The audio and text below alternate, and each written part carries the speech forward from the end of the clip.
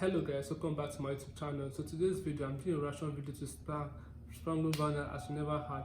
Without further ado, let's get dive into this video.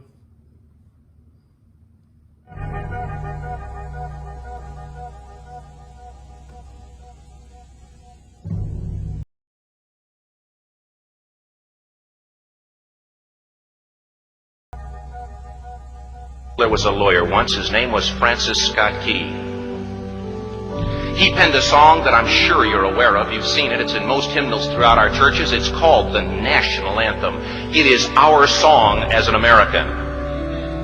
We go, however, to a ball game. We stand in our church services and we sing the words of that song, and they float over our minds and our lips, and we don't even realize what we're singing. Most of us have memorized it as a child, but we've never really thought about what it means. Let me tell you a story. Francis Scott Key was a lawyer in Baltimore. The colonies were engaged in vicious conflict with the mother country, Britain. Because of this conflict and the protractedness of it, they had accumulated prisoners on both sides. The American colonies had prisoners and the British had prisoners.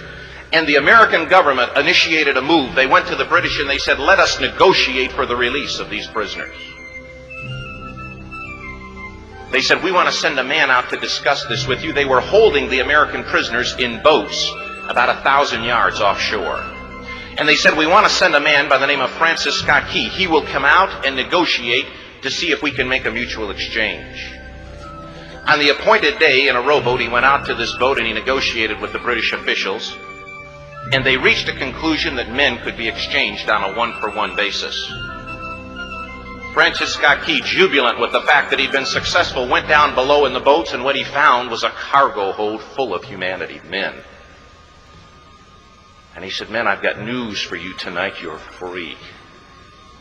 He said, tonight I have negotiated successfully your return to the colonies.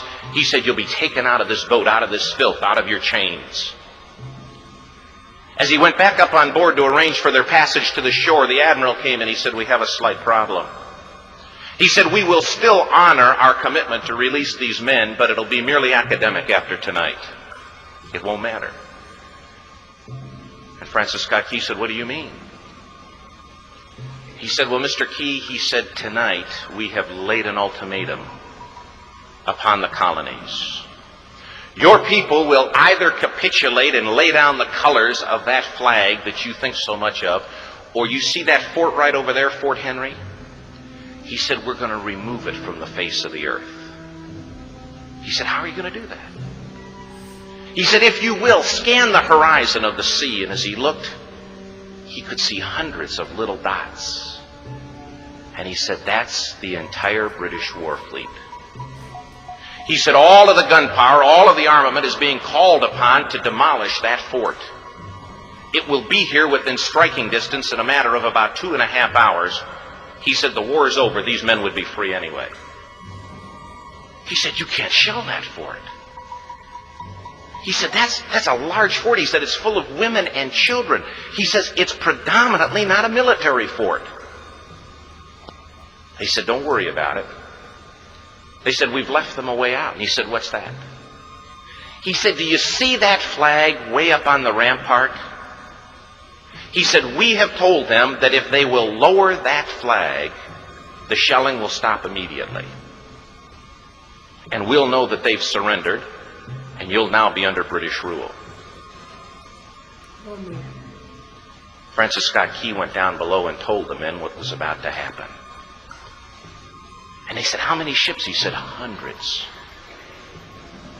The ships got closer. Francis Scott Key went back up on top and he said, men, I'll shout down to you what's going on as we watch. As twilight began to fall, and as the haze hung over the ocean as it does at sunset, suddenly the British war fleet unleashed. He says the sound was deafening. There were so many guns that there were no reliefs. He said it was absolutely impossible to talk or hear. He said suddenly the sky, although dark, was suddenly lit.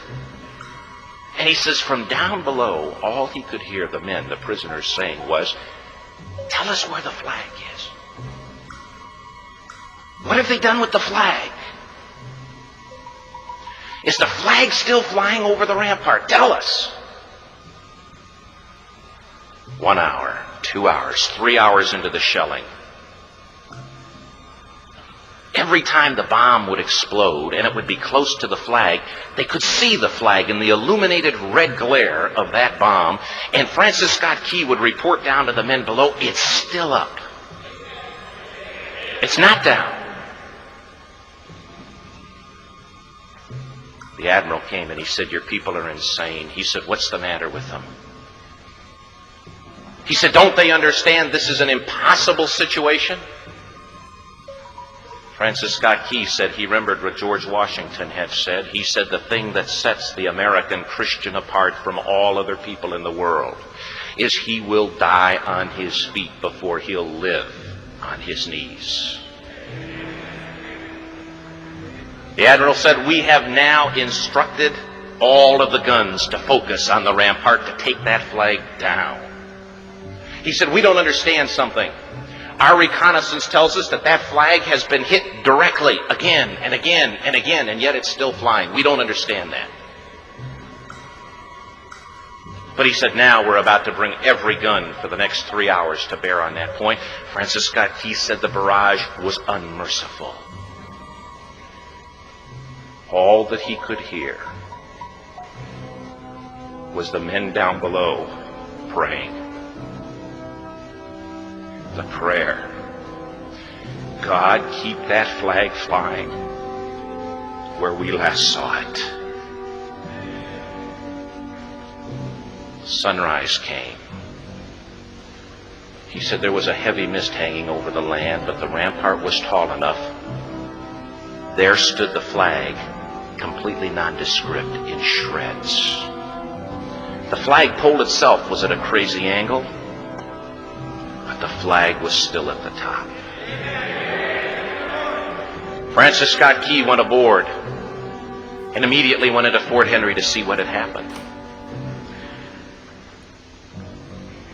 And what he'd found had happened was that that flagpole and that flag had suffered repetitious direct hits.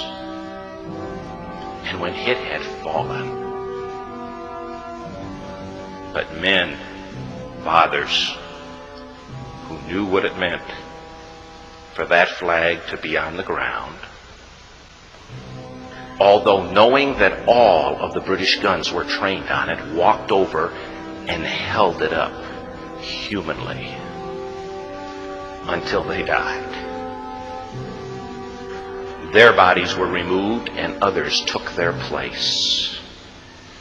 Francis Scott Key said what held that flagpole in place at that unusual angle were patriots' bodies. He penned the song, "Oh, say can you see by the dawn's early light what so proudly we hailed at the twilight's last gleaming? Or the rocket's red glare, the bombs bursting in air, gave proof through the night that the flag was still there. Oh, say, does that star-spangled banner yet fly and wave o'er the land of the free and the home of the brave? The debt was demanded. The price, it was paid. Oh, say, can you see by the dawn's early light what so proudly we hailed at the twilight's last gleaming, whose broad stripes and bright stars through the perilous fight o'er the ramparts we watched were so gallantly streaming, and the rockets sprayed clear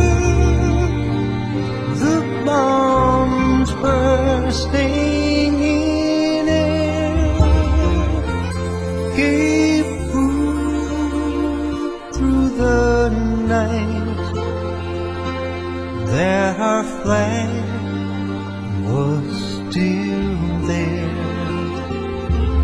Oh, say, does that star-spangled banner yet wave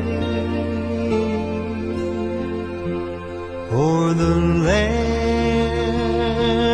of the free and the home of the brave? Oh, say, does that star-spangled banner yet wave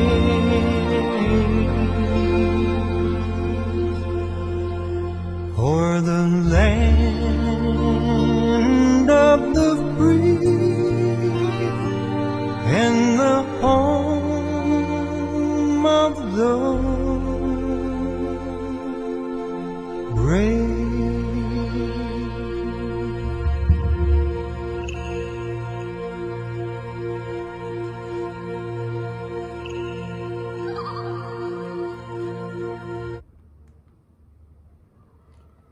Okay guys, this is the end of this video. This is the most courageous video I've ever heard before in my life, and this is the first time I've actually seen this story, and I didn't know of this before.